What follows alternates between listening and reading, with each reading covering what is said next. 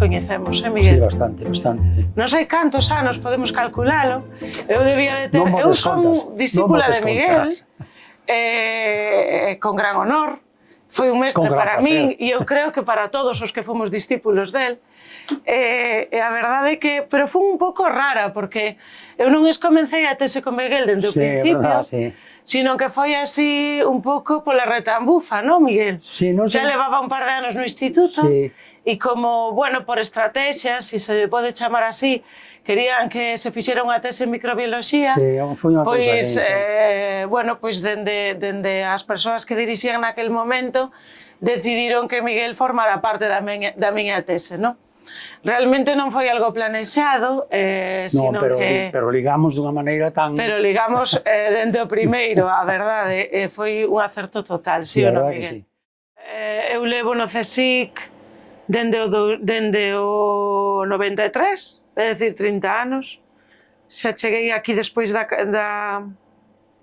rematar a carreira en Santiago, e nada, fixen a miña tese e despois xa saquei a praza e xa me quedei aquí. E Miguel, Pois, bueno, pois igual, pero 20 anos máis por Claro. atrasos. Sí. No, A ver, ti levas xubilado dende que ano, Miguel? Dende o 10? desde o 14. 14. Que che levou, Miguel, a dedicarte á ciencia?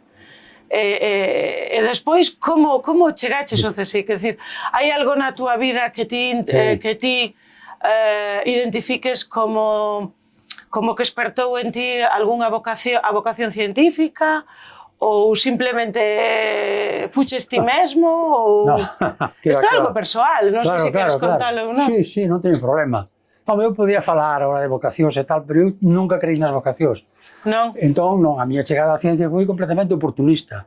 Eu, cando acabei a carreira, isto o que tiña pensado, que era unha das salidas daquel tempo, era preparar unhas oposicións para ensino secundario. E entonces, de entrada, para ter algo de pasta, pois metín-me a traballar nun colexio privado de Madrid, que estaba cerca da miña casa. Era un sitio horrible, pero bueno. Ahora, como nos últimos anos da carreira estableceronnos contacto co Instituto de Química Orgánica, dende a Cátedra de Bioquímica estableceronnos contacto. Dende o departamento, era como un departamento. Sí. A cátedra eran como os departamentos. Eran os departamentos, sí. Sí, de feito xa se chamaba departamentos daquela. De Bioquímica, pois éramos en contacto con xente de Química Orgánica.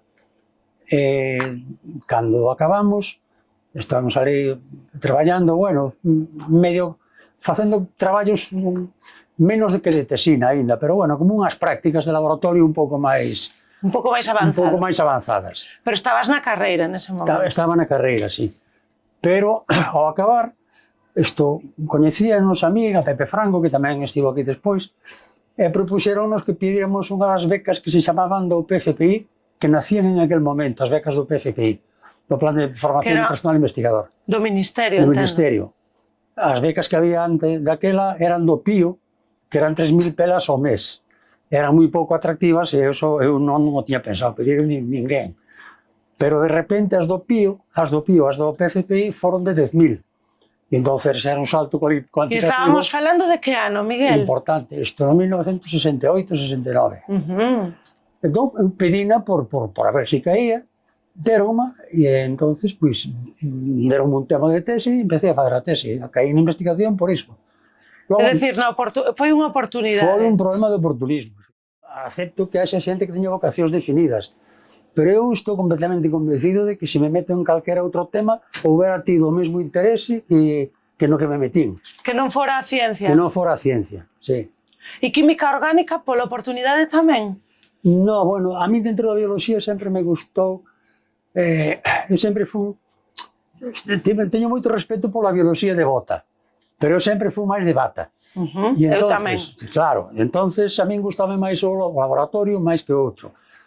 Máis que o campo. Claro, máis que o campo. E dentro desto, eu veía que a bioloxía necesitaba, naquel momento, eu veía que tiña pouca componente das ciencias, digamos, duras.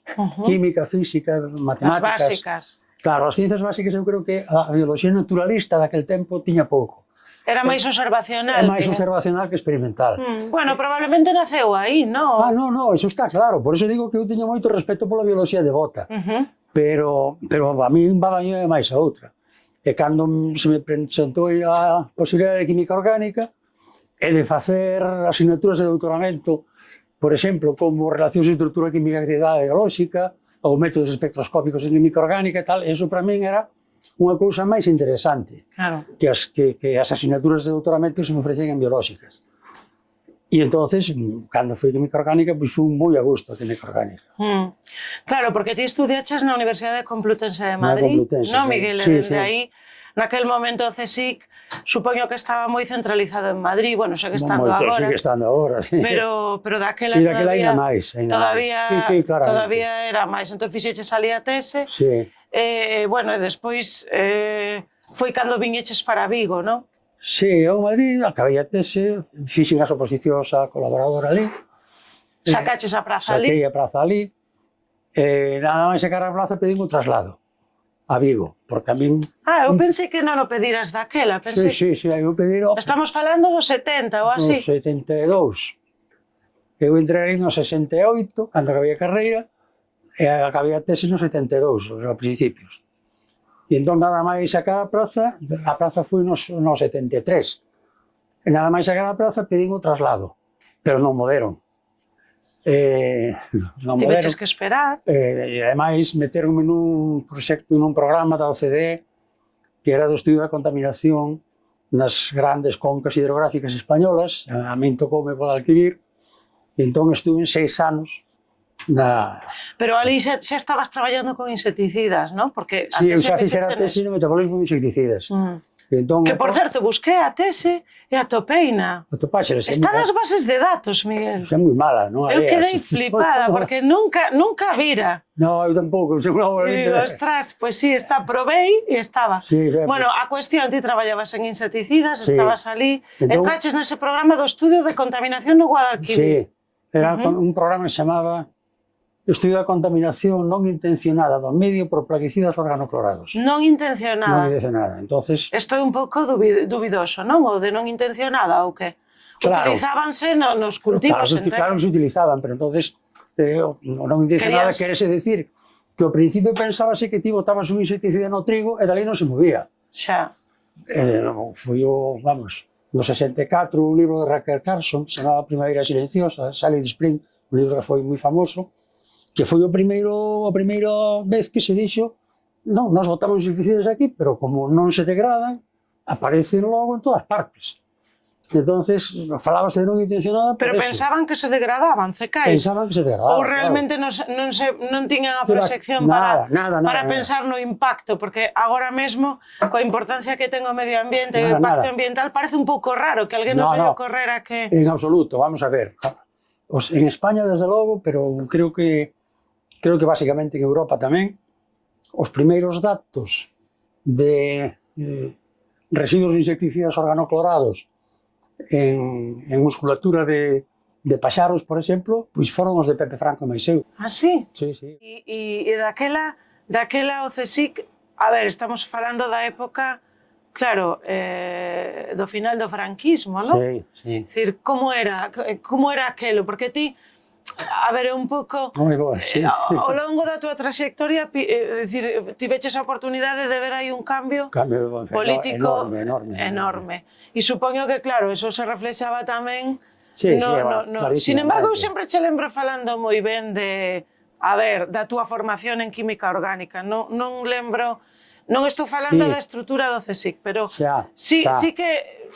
A mí nunca me transmitiches que fora unha etapa mala na túa formación. Un pouco por contraste. Vamos a ver, química orgánica non é que fora a vanguarda do proletariado, pero era un centro que vivía na realidade do tardofranquismo. Non había ali, había moita actividade política. Por outra parte, había actividade política, había xente dos partidos de esquerda, dos partidos non legalizados, había xente do que se chamaba daquelas o Partido Socialista do Interior, que era do Tierno Galván, do PC, por suposto, donde estaba... Que estaba resurdindo, claro. Bueno, e que foi xusto a época da... Sí, claro. Non, do 68, a revolta estudiantil e todo isto. Entón foi unha explosión, claro. Completamente. E ademais había problemas xa específicos. Vamos a ver, un dos problemas específicos foi precisamente as becas, as nosas, as becas do PFPI, porque esas becas coexistían coas do PIO, que eran 3.000 pesetas, estas eran 10.000, e entón pues, nós éramos os privilexiados. Pero as do PIO de onde salían? Do Ministerio? Do Ministerio tamén. E as outras? Do Patronato de Igualdade de Oportunidades, as outras do Ministerio tamén. Ah, e como tiña Claro. unha financiación? Pero eso que reflexaba o cambio de mentalidade desa época? Decir, chegar claro. alguén ali que de repente Sí, quería promover eu creo que reflexaba a idea de Lora Tamayo, que era o fora ministro de Educación. Este era o pai do que logo foi presidente de CSIC. Exactamente. Que era director de Orgánica, do Instituto de Orgánica, Miguel. Claro, do Centro Nacional de Química Orgánica. O Centro Nacional de Química Orgánica eran 5 institutos. E ele era, digamos, un superdirector, era director dos 5. E ele foi un home que, bueno, a mí sí que me influiu un pouco, porque Lora Tamayo, cando eu empezara a carreira, Lora Tamayo fixeron as declaracións dicindo que en España había que multiplicar por 10 o número de biólogos e xeólogos. E por 5 de químicos. O sea, tiña visión. Tiña visión, sí. Lora Tamayo podes dicir o que queiras políticamente del, pero desde o punto de vista científico, sí, estamos falando de ciencia. Ainda que quedou un pouco atrasado na ciencia experimental, tiña, de organización científica, tiña moita máis idea do que veo despois. Claro. E entonces as becas do PIO, as becas de PFPI, creo que foron unha idea del, basicamente. Pero claro, creaban unha situación moi desagradable, porque había, o sea, compañeros que facían exactamente o mismo que agravios nós, comparativos. E que cobraban tal. E había tamén o que chamaban becarios honorarios, que era o que non cobraban. Que non cobraban. Non cobraban, deixábanlles facer a tese ali, e con eso facíanlles o favor de... Bueno, eso durou, esa figura durou moito. Eso durou máis, No, na universidade durou moito máis. Sí. O CSIC, eu creo que eso... Chegado un momento o cortou. Sí, claro. Mais ou menos cando eu cheguei un pouco antes. Basicamente, foron os movimentos dos becarios en Madrid os que apartaron isto. Home, claro. Os primeiros encerros de becarios tuveron lugar en Química Orgánica, precisamente, no meu instituto. Entonces, ti pillaches xusto aí, foches partícipe deso, entonces, claro, remataches a túa etapa en Madrid e de repente ves para Vigo, ¿no? Sí. E claro, supoño que atopas... No, pero de Madrid che podo contar unha cousa interesante. Pois veña. Que foi isto, vamos, nos movimentos de becarios... Sí, eso interésame moito. Claro. Eu creo que o que nos escoite tamén. Claro, eu creo que sí. Isto foi interesante porque o que se pedía era que todas as becas se homologaran por arriba. Pero nas negociacións que... Por arriba de cuantía, refires? Claro, decir as cousas. Decir, non de condicións, sino de claro, cuantía. que se eliminaran as de... Porque as condicións eran as mesmas. Claro, as condicións eran as mesmas, que se eliminaran as do PIO e que se eliminaran os becarios honorarios. E houve pois, moitas negociacións co secretario xeral do Consello, con xente do Ministerio. Eu era representante dos becarios de Orgánica, fun a todas esas cousas, e para que vexas como xa había precursores de manipulacións que hoxe se fan. Eu recordo que, creo que fora o secretario xeral, que reuniu logo aos do PIO e os honorarios e dixolles: os vosos colegas das becas do PFPI queren que desaparezades. Nós dixéramos que queríamos que desapareceran esas becas, pero non os becarios, claro. Dicía, queren votarvos. Montouse un lío, non? Pero bueno, un lío, claro, enorme, tal. E foi cando empezaron os encerros. Eu recordo que en Orgánica, cando se votou o encerro dos becarios, iso tamén ten gracia, isto perdeuse o encerro. Pero catro dos becarios dali, entre eles Pepe Franco e eu, quedámonos. Dixemos, pois mira, aínda que se perderá a votación, nós ímonos encerrar. É dicir, votáchedes para ver se vos encerrabades. Exactamente, e perdeu a opción do encerro, perdeu. Pero catro, entre eles Pepe Franco e máis eu, dixemos, pois mira, quedámonos de todas maneiras. E entonces, bueno, pois, Sábado Gráfico foi ali, sacou unhas fotografías, hai unhas fotografías nas que estamos na porta de Química Orgánica que se nos ve a Pepe Franco e a min perfectamente, claro, eso fichounos tamén, claro. En aquel momento era jorobado, pero curiosamente, isto... E como rematou iso? Pois rematou, ao final fixeron... Tardou, pero ao final ganouse. Ganouse, homologaron todas as de cuantía alta. As de PFPI, as de cuantía altas de 10.000, sí. A verdade é que o problema das becas dos predoctorais, en xeral de todas as becas, durou décadas. Durou décadas, claro, Eso claro. é un problema Aquelo foi o perpetuo. principio, gañouse Foi o esa etapa, principio. pero logo Sí. houve moitas máis. Eu ainda funda a xeración de 9 anos becarias, sin Claro, comenzar. claro. Agora xa non, agora xa dende hai tempo as becas predoutorais son contratacións, entonces, Sí, bueno, sí, non sí, teñen sí. a mesma condición, pero bueno, o caso é que para conseguir as cousas, ao final... Pero fíxate, nós pedíamos que se fixeran contratos en vez de becas. Pedíamos que se anudaran a que se fixeran contratos. Eso era imposible, non? Era imposible. Pero é que os contratos que se facían no Consello en aquel momento, que eso tamén houve un contencioso administrativo dos becarios que se gañou, a última cláusula do contrato de investigación, a última cláusula decía que a parte contratante reservaba o dereito da interpretación de todas as cláusulas anteriores. Ostras. Entonces, claro, eso era imposible. Era un completo disparate, pero fíxadevos que en pleno franquismo o contencioso gañouse, Sí. Eso desapareceu, sí. Home, bueno, que era unha coña. Sí, totalmente. Esa cláusula era unha gracia, non? Totalmente. Bueno, o sea que esa etapa, cantos anos durou? Bueno, aínda, non? Toda a tese. Aínda, sí, hasta o 76, máis ou menos. E despois viñeches para Vigo, No 76, e en Vigo, precisamente. no 76, e En que Vigo- atopaches, Miguel? En Vigo foi como entrar no túnel do tempo, Para atrás. para atrás. Vamos a ver, este era un instituto, un pouco fastidiado decirlo, pero vamos a ver, isto aquí estaba feito a que circulara a publicidade política por encima dos laboratorios e tal. Era un momento Claro. de cambio Y político que aquí non se Aquí vivía. traíancho así, ocultamente. De medo. Logo aquí había, pois, 4 departamentos que herméticos, é dicir, Non había interrelación. non había interrelación, interrelación epistémica ninguna, e a persoal fría. Este centro, que é unha das cousas chamativas que me chamou a atención cando cheguei aquí, era que facer unha tese, o sea, que alguén que estuvera aquí como becario, que había becas aquí, había as de Diputación, nada máis. As becas... E poucas, supoño, non? Poucas. E as becas... Bueno, era un centro pequeno, non, Era un centro Miguel? pequeno, sí. Ainda pero... non explotara, como digo. No. Pero Ainda aquí non... as becas do PFPI nin se coñecían prácticamente. Non chegaban. Non chegaban, pero porque non se pedían. Pero porque aquí considerábase que facer unha tese era un exercicio de individualismo insolidario cos obxectivos do centro. Ah, sí? Porque os obxectivos do centro, que se chamaba Instituto de Investigacións Pesqueiras, non mariñas, era a defensa dos intereses pesqueiros. Léase da industria da pesca. Sí. Entón, dedicarte a outra cousa, pois era ser insolidario co instituto, cos intereses do instituto.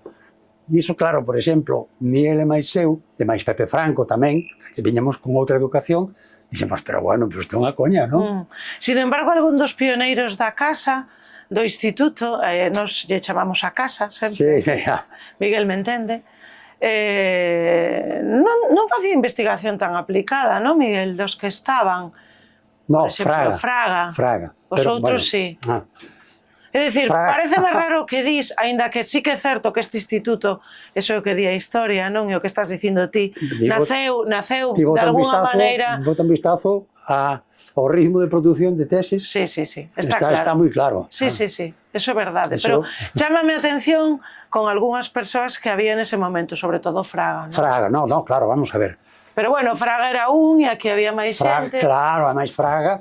Bueno, e había unha misión, ao mellor. Como era un tipo con prestixio, pois a Fraga non lle decían gran cousa, pero Fraga iba ás campañas oceanográficas, non eran campañas oceanográficas, perdón, eran campañas pesqueiras nas que o papel de Fraga, e iso Fraga dixo a mí moitas veces, o papel de Fraga era donde eles botaban a rede, el miraba parámetros oceanográficos. Pero a prioridade era a rede. Pero o prioritario era a rede. E cando Fraga suxería, home, aquí hai unha corriente que, mira, pasa por 3 grados máis oeste. E dice, no, pero aí non hai pesca. Entonces, sí, había... Claro, xa Fraga respetaban, non se metían con él, pero non facían caso.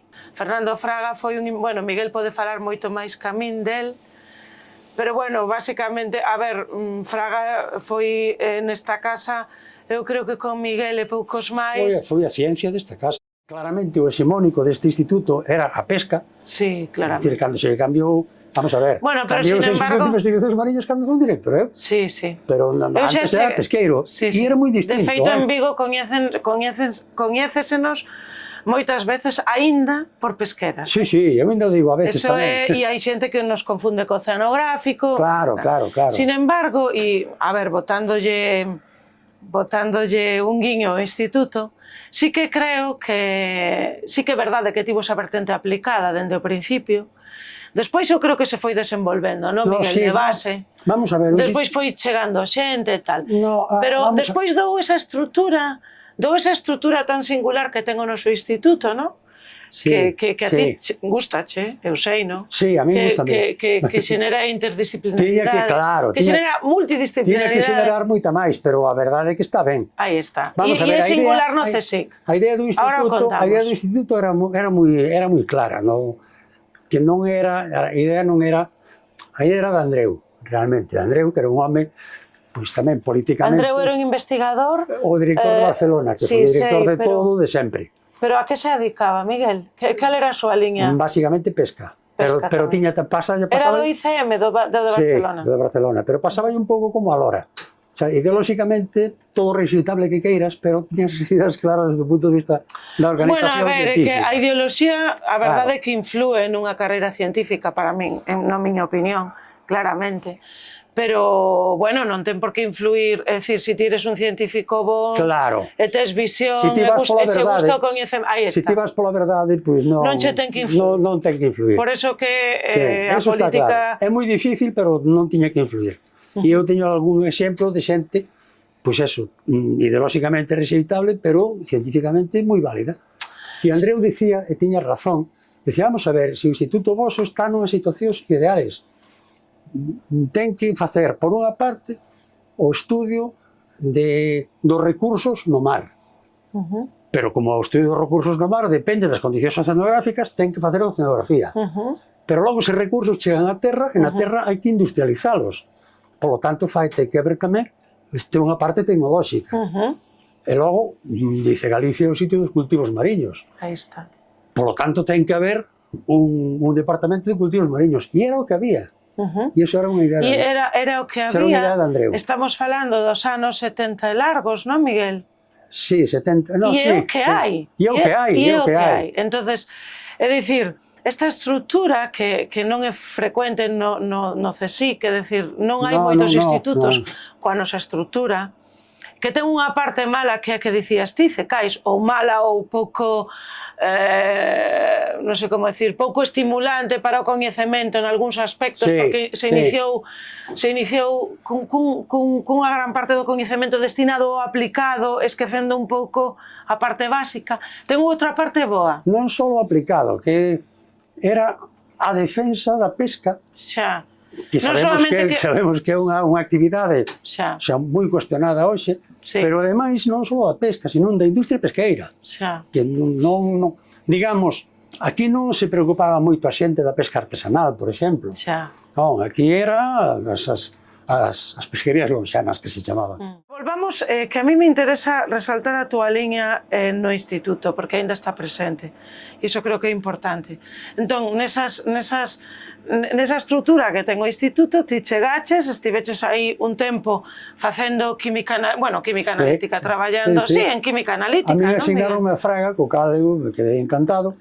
Fraga era, digamos, o que te dirixía, non? Claro. Pero eu o que facía ali era un cromatografista de gases. Que aí, fíxate ti, que agora xa é distinto. Agora os científicos titulares, que ti xa o eras, teñen moitísima máis autonomía. Antes había como estrutura dentro do centro, que non sei se pode chamar algo de política científica. Claro que sí. Tan necesaria e tan escasa nos centros. Entonces, nese momento, despois, chegou un momento que Pepe Franco se foi, non? Foi así? Sí, pero se foi moito máis adiante, xa. Pepe Franco marchouse moito máis adiante. Antes de que empezaras ti a liña? Sí. Vale, porque Pepe Franco empezou na miña liña, precisamente, aquí. Foi dos que se sumou a miña liña, sí. Vale. Entón empezaches a traballar, abriches esta liña, non? Non, pero eu empecé chamaranme aquí. Vamos, deron o traslado porque eu sabía cromatografía de gases como o Pepe Franco, e entón era un analista de cromatografía de gases, e que o que tiña que facer era microcontaminantes no mar Galego. Vale. Entonces, eso, pues, asignaronme a Fraga. Fraga, pues, aceptou a cousa, dixo, moi ben, empezamos a traballar, e ao cabo de un pouco máis dun ano, vimos que os microcontaminantes no mar Galego, pues, prácticamente non había, porque con atraso, tanto agrícola como industrial de Galicia, que iba a haber aquí microcontaminantes, bifenilos policlorados, herbicidas clorados e tal, nada. Entonces era unha ridiculez. E eu dixenlle a Fraga, isto non ten interese ningún. En cambio, aquí temos cocedeiros, conserveiras, asteleiros, farilleiras que están botando todos os residuos ás rías con toda liberalidade. Por que non se fala un pouco, por que non se traballa nesto, E aí comezou a macrocontaminación. E díxome Fraga, home, tes razón. Dixo, mira, eu teño aquí un traballo que non seguiu, enseñou un traballo sobre precipitación de proteínas nas augas de cocción de mexilón. Era de industrias pesqueiras, Miguel? Non, daquela revista que había? Non era de industrias pesqueiras, non. Fora dunha revista francesa, xa publicaron na revista francesa. E ele propoñía a recuperación das proteínas. Porque facía a composición da auga de cocción. Facía a composición da auga de cocción. Era auga de cocción de mexilón. Era de cocción, e entón había que acidificando, pois que caían as proteínas ali, entonces tal. Pero díxeme, pero aquí, nesta auga, hai moito glucósino. Entonces eu creo que sería se se conseguira fermentar o glucósino. E aí empezaste. E aí dixen eu, pois, pareceme moi boa idea, dixo Fraga, pois eu apóyote. E entonces eu propuxen esa liña, e entonces pois houve xente que se sumou e empezou así. Claro, o xenial é que realmente ti fuches o que iniciaches esa liña, foi unha liña pioneira no instituto, e eu creo que me atrevo a decir que aquí en Galiza tamén, non sei a nivel nacional, pero en calquera caso... nacional había xente, supoño. En calquera caso, bueno, pois... eso que ao principio se preocupaba, eu penso que a poucos ou mellor a menos xente da que lle debería de preocupar, pois rematou sendo unha preocupación preocupación mundial, non? E hoxe está realmente nos planes de I+D como prioridade en todas partes. Realmente reciclado, valorización de residuos, non? Claro. Bueno, ti empezaches pola auga de cocción, despois seguiches con outras cousas e aínda se están facendo no instituto e segue sendo unha liña moi productiva. Sobre o nacemento da liña, podo contar unha anécdota que así que dá de risa tamén. Hai que saber tomar as cousas da ciencia con gracia. Aquí os nomes, xa falamos antes, os nomes dos equipos de aquí eran nomes impresionantes. Oceanografía non se chamaba oceanografía, chamábase oceanoloxía, porque es unha grafía, no, es unha logía, es unha ciencia, de verdad, eso é lógico. Logo outro se chama pesquerías lejanas, unha cousa tal. Outro, ingeniería alimentaria de base marina. E outro, cultivos marinos. E eras pa aí, dicía con moita gracia, decía, eu como dedico só ao mexilón, voulle poñer a miña liña cultivos marinos en soporte flotante. Entonces, cando co apoio de Fraga e tal, dixemos, vamos facer outra liña que era de... Outro grupo, ademais. Outro grupo, ademais. Porque coincidían as liñas cos grupos, non? E como se vai chamar? E eu dixen no claustro, basuras. Como? Como? Dicía Fraga, isto... A auga de mexilón que tiña era glucósino. Entonces o glucósino é unha macromolécula, pero non hai ninguna levadura que sexa capaz de crecer en glucósino. E ao principio a idea era facer proteína unicelular con levaduras, porque era o que se admite para comer sin problema ningún. Ben, pero isto, o que se me ocurriu foi concentrar o glucósino por ultrafiltración, como unha macromolécula, ti ultrafiltras, e entonces a concentración de glucósino súbela todo o que queiras. E entonces, chegamos a ter 100 e pico gramos por litro de glucósino nas augas de mexilón. Bueno, non solamente iso, sino que tamén... Entonces, degradas o glucósino a glucosa con amilasas que sacas dun fungo, e tes un medio glucosado de 100 e pico gramos por litro, que iso é unha bomba biotecnolóxica, con eso faz o que queres. Iso un medio glucosado con esa concentración faz o que queres. E iso foi o que permitiu diversificar a liña. Sí, Claro. tamén a diversificaches con diferentes tipos de cultivo. Claro, claro. Cultivo en estado sólido, en estado líquido. Claro, Bueno, claro, sí, sí. houbo, e despois desembocou xa nos teus últimos anos aquí, pois no aproveitamento, a ver, máis directo, xa. máis directo, sí. Non Con tanto sulfato, sí. hialurónico, É dicir, non tanto procesos biotecnolóxicos, sino un aproveitamento directo de descartes ou... Sí, porque empezou a haber a posibilidade de que os pesqueiros se tomaran en serio traer os residuos aquí en vez de tiralos no mar. E eu tiven a sorte tamén de estar no principio desa segunda liña. Claro, estiveches aí. E realmente había un problema enorme en Vigo, no Porto, lembras? Eran toneladas de residuos diarios.